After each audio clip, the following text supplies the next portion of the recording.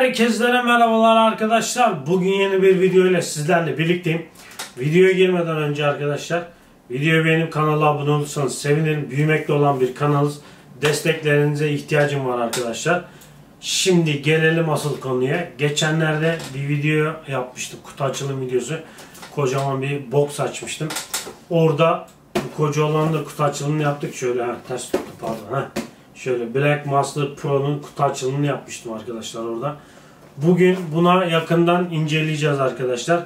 Şöyle yaklaşık 2-3 haftadır kullanıyorum. Deneyimlerimi sizlere aktaracağım. Alacak olan arkadaşlar varsa şöyle bir fikir sahibi vermiş olalım diyelim.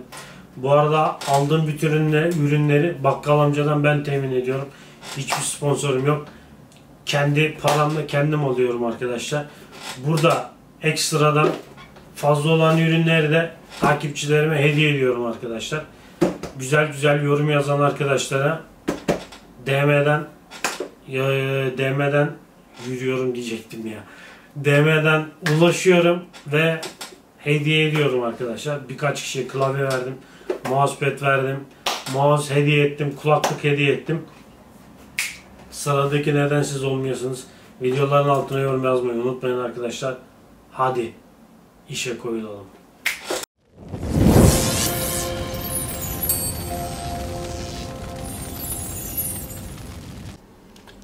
Kutuyu böylelikle masanın üstüne döktüm. Daha önce zaten kullanmıştım 1-2 hafta önce. Size demiştim videonun başında. Şöyle bir daha sardım. İçinden neler çıkıyor size gösterebilmek için. Şöyle bir Type-C kablosu var arkadaşlar. Ben bunu kullanmıyorum. Kendime özel bir kablo yaptırmıştım. O videoda da demiştim. Şimdi o sitenin linkini de buradan vereceğim. Yaptırmak isteyen arkadaşlar oradan siteye girip kendilerine yaptırabilirler. Şöyle bir şey var arkadaşlar burada. Fırça. Şöyle. Güzel bir fırça. Hassasiyet 10 numara 5 yıldız. Temizlemek için koymuşlar bunu. Şöyle bir yapışkanımız var. Bu ürünümüzün logosu arkadaşlar. Atın kafası. Şöyle bir alet vermişler. Bununla da tuşları yerinden çıkartıyoruz. Bu arada başıma çok kötü bir olay geldi arkadaşlar. Onu da size anlatacağım. Bu da USB wireless aletimiz arkadaşlar. Şöyle kameramız zoom yaparsa wireless aletimiz de bu arkadaşlar. Bu ürünü çok sevdim. Niye? Aynı anda iki bilgisayarda kullanabiliyorsunuz. Bende şu an 2 tane bilgisayar var arkadaşlar. Aynı anda bunu mesela diğer bilgisayara takıp diğerinde Type-C ile öbür bilgisayara bağladığım zaman aynı klavyeyi 2 bilgisayarda kullanabiliyoruz. Benim acayip işime yarıyor. Bu da Logitech'in mouse'u arkadaşlar. Bu da aynı şekilde 3 tane bilgisayara bağlanabiliyorsunuz aynı anda. Üçünde de iş görüyor. Bu ikisi beni kurtarıyor yani. Şöyle de açalım jelatinini. Şöyle bir plastik koymuşlar. Evet arkadaşlar, ürünü şimdi bilgisayara monte ettim. Size bahsettiğim kablo buydu, Type-C kablosu. Ben bunu bir web sitesinde yaptırdım kendime özel. Orada istediğiniz renkte, istediğiniz kalitede, istediğiniz büyüklükte size özel Type-C kabloları yapıyorlar. Şöyle de göstereyim. Giriş kısmı böyle arkadaşlar. Siz istediğiniz gibi kendinize özel renklerde, hoşunuza giden renklerde yaptırabilirsiniz. Ürünümüzü bilgisayarımıza taktık. Şöyle bir ışıklar yandı. Bu RGB'yi buradan kontrol edebiliyoruz arkadaşlar. Bize öyle bir kolaylık sağlamışlar. Şöyle çift tıkladık mı? Çift tıkladık mı geliyor arkadaşlar. Bu RGB'ler şöyle bir ince bir dizayn düşünmüşler. Bence çok güzel düşünmüşler. Acayip güzel bir görüntüsü oluyor arkadaşlar. Tuşlara veremedim işi. Tuşlara verdikten sonra şimdi her yerde var. Bunu böyle çevire çevire de şöyle tıkladığın zaman dağılı da gidiyor. Bir sürü çeşitli komutları var arkadaşlar. Canınız nasıl isterse öyle kullanabilirsiniz. Rahat rahat. Şöyle göstereyim. Bir de şöyle size yandan alayım. Bence ışıklandırması bayağı güzel. Benim acayip hoşuma gitti. Ben de daha önceden Razer'ım vardı arkadaşlar. Razer'la kafa kafaya gider yani. Boy ölçüşür bu arada. Anlatmama gerek yok. Görüyorsunuz zaten ürünü şimdi.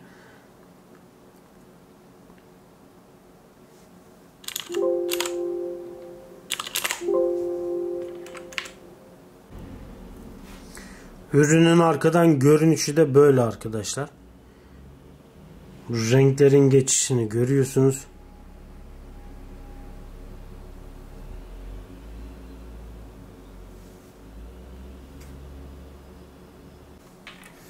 Ürünümüzün arka kısmı bize şöyle buna ne diyorlar?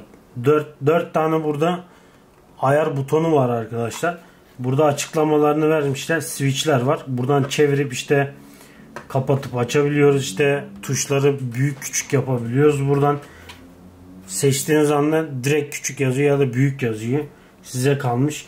Buradan da kontrol tuşuyla neler yapabileceğimi bize gösteriyor arkadaşlar. Ürünün alt tarafında 2 tane böyle lastik koymuşlar. Ürün kaymasın diye.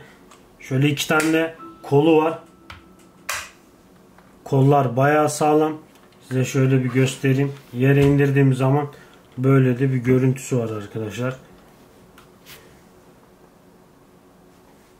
Şöyle hemen ürünü kendime doğru bir çevireyim.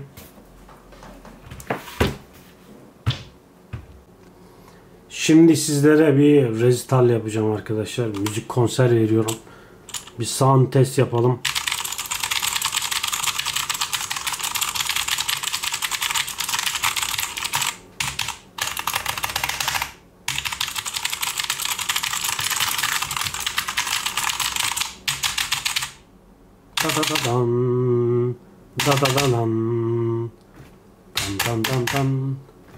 Böylelikle sound testimizi de duymuş bulundunuz arkadaşlar. Ürün bayağı sağlam ve kaliteli parçalardan oluşuyor. Şöyle göstereyim size. Şöyle zorla çektiniz mi geliyor arkadaşlar. Şöyle tuşumuz normal standart tuş. Her yerden bunu bulabilirsiniz.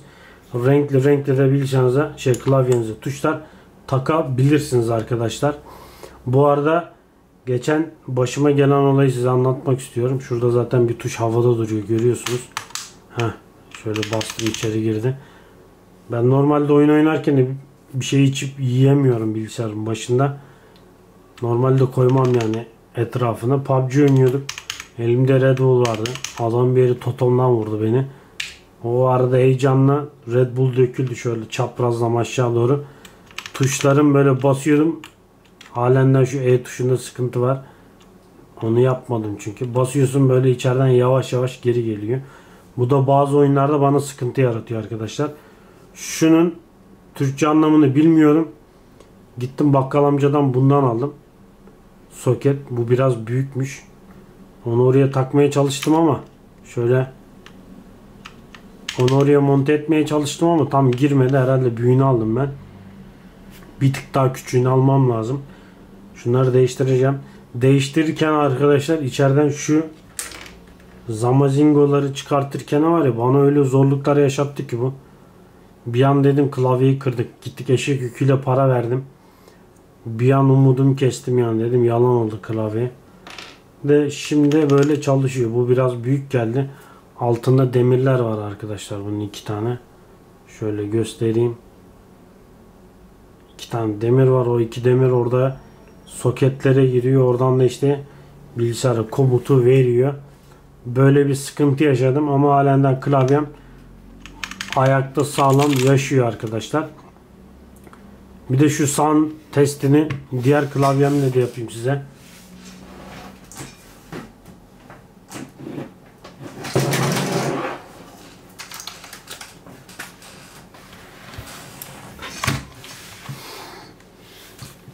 Burada da benim Razer'ın klavyesi var arkadaşlar. Videonun altında linkini bulabilirsiniz almak isteyen arkadaşlar.